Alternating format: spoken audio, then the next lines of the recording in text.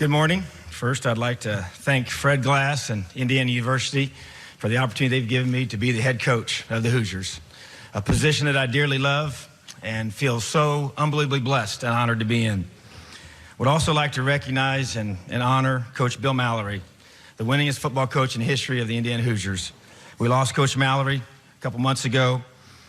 His intensity, his passion, his love for his players, his grit, and his humility in class are the things that stick out to me about Coach Mal. We want to honor him this season by wearing a decal on our helmets each week, and we want our players to play with that same type of intensity and passion for the Hoosiers. Following 1 year leading this program, my vision has not changed. I want the Hoosiers to break through. I want us to break through in three areas. First of all, spiritually. I want our players to find their purpose in life and live it with relentless passion. Number two, I want us to break through mentally. We have to change the way we think. I believe with conviction that before there's a reality, there's a mentality. If we don't believe in ourselves, why should anyone else? Our minds are very, very powerful. And number three, we have to break through physically. We have to change the way we play. It's pretty simple. We have to finish. We've played with unbelievable toughness. We've competed for 60 minutes. Now it's time to finish. In order to do that, I had to do some evaluation over the course of the offseason and evaluate our program from top to bottom. And through that, in order for us to finish, we had to make some changes. Made a significant change in the leadership of our weight room.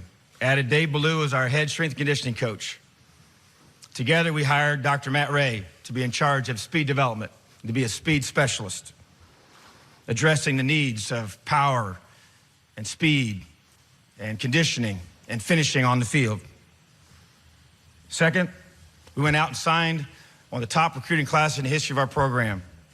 Many of those men joined us in the mid-year, the rest of them this past summer, working extremely hard in the weight room with Coach Ballou and our staff. We've also added depth with 3 graduate transfers. Brandon Dawkins at quarterback from Arizona, huge area of need for us. Nick Linder on the offensive line from Miami of Florida. And Caden Samuels, defensive tackle from Syracuse. 3 young men that have graduated, bring tremendous experience and leadership to our program. Also added transfer TD Roof, linebacker from Georgia Tech. TD has just received word this week, as we did as well, that he'll be eligible to play the 2018 season. And that's a very huge need for us at linebacker as we graduated 2 NFL players in T. Gray Scales and Chris Covington. And finally, our facilities. Under Coach Fred Glass's leadership, we are about to open up a south end zone that's one of the most innovative and comprehensive student development facilities in the country. The Tobias Nutrition Center will be housed there, where our players will be eating all their meals. Our new nutrition leader will be in that facility and doing a great job of helping our players grow and develop physically. We'll be renovating our team room. We'll be finished up here in a few weeks. And then also, finally, we'll be adding a new locker room.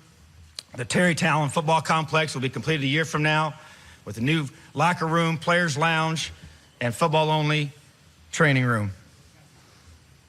The commitment to excellence and the growth of our program from our administration is what it takes to be able to move our program forward and allow us to finish and to break through. We brought 3 players with us today that I'm extremely proud of. Luke Timian came to Indiana as a walk-on. He exemplifies everything that I want in a young man. His toughness, his grit, his fight. Was our second leading receiver last year, all-conference player. Excellent student, excellent young man. Wes Martin, captain last year, 3.7 GPA, all-conference offensive lineman. Big, strong, tough, tremendous leader, humble, great heart for others. Jonathan Crawford, 4-year starter, all-conference player. To me, just a stable of consistency. Love how he plays. Great leader on our football team. Represents our program with class on and off the field. Excited to be here today, excited to bring these young men with me. I'm looking forward to your questions at this time. We'll take our first question, Coach, right here in front of us on the right of the room.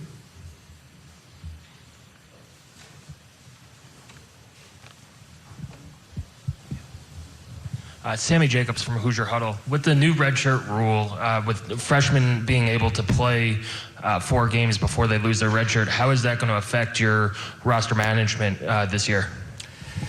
Well, as many have said, it's a great rule. It's great for young men. It's great for our programs to be able to allow us to maximize our rosters. We have to do a great job, though, of evaluating guys throughout fall camp to decide who's going to kind of fit in that window, to be able to maximize their skill set on special teams and offense and defense throughout the season.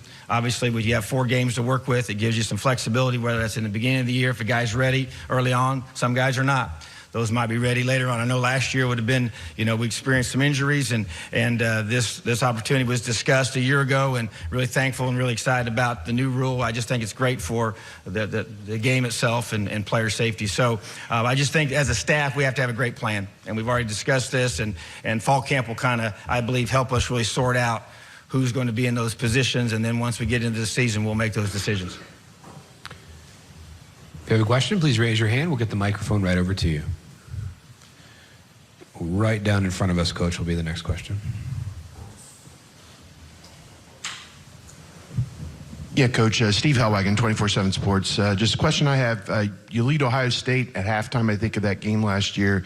In so many games across the board, you mentioned not being able to finish.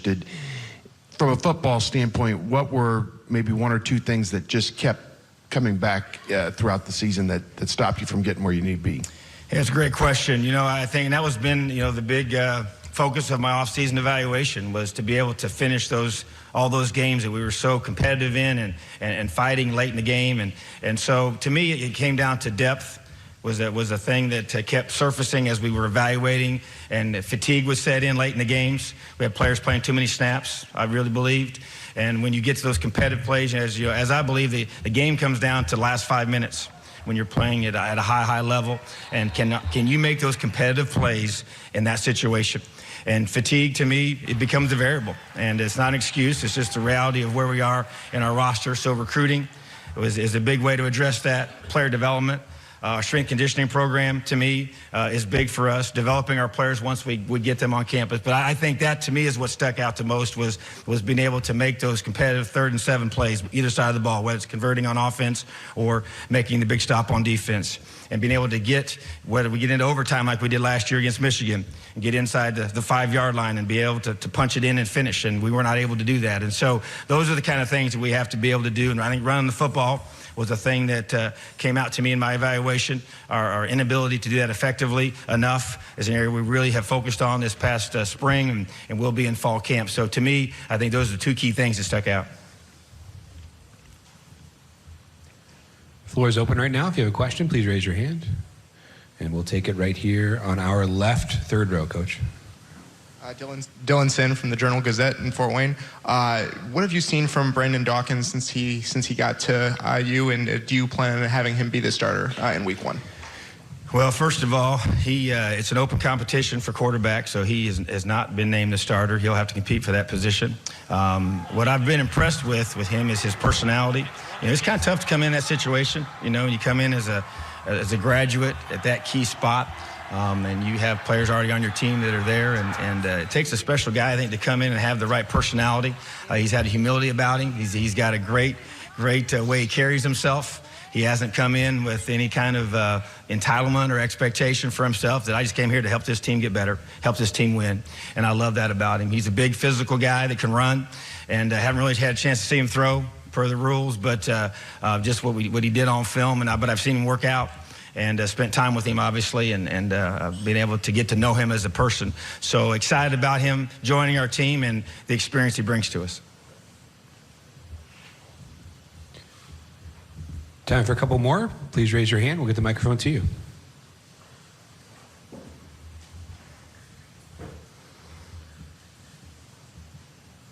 We've got one all the way in the back here on the aisle.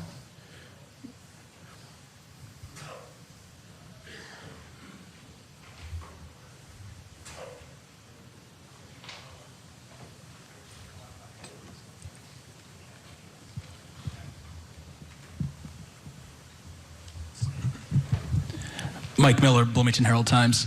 Just, Tom, in the last couple months, how much has that linebacker position changed for you, just, getting Damian Willis back and obviously getting T.D. Roof eligible to play? Yeah, those two individuals have dramatically changed that room in a positive way.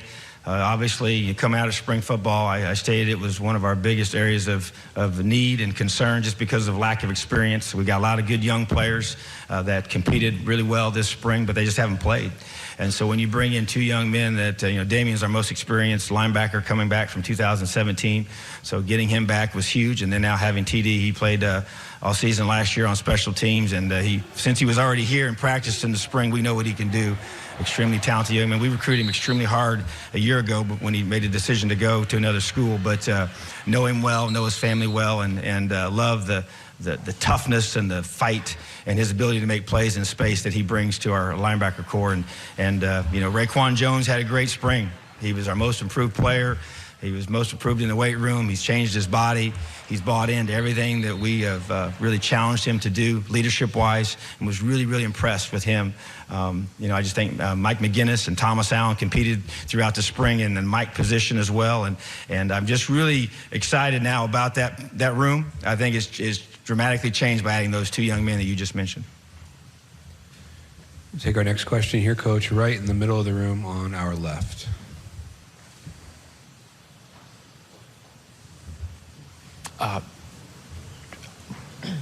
Josh Newman, Asbury Park Press. Is there a competitive balance problem within the Big Ten since the league went from legends and leaders to East and West? The East has 10 top 10 finishes. The West has only 3 or 4. Is there a competitive balance problem within the league? Been in a couple different conferences, spent time in the SEC, and had the same questions asked down there. It was always seemed to be a topic every year. I think things fluctuate year to year differently. One will sway one way, one sways the other, in different cycles. So to me, it may look that way in terms of how teams are ranked. And as it comes out in either the polls from last year or preseason polls this year, I just know this, that we play on both sides, and they're all tough. Everybody we play is physical, well coached. It's a great league. I love this conference. This is, I'm a Big Ten guy. Yeah, I've spent time in the South, but I'm a Big Ten guy, and I love our conference. I love how, from top to bottom, every place you go, it's going to be tough, and that's how it is in other conferences as well. And I think every coach you hear talk about their conference, they'll mention that, and it's true, And so there's a lot of pride in this league, and I just think that it's great football all the way around. Time for one last question.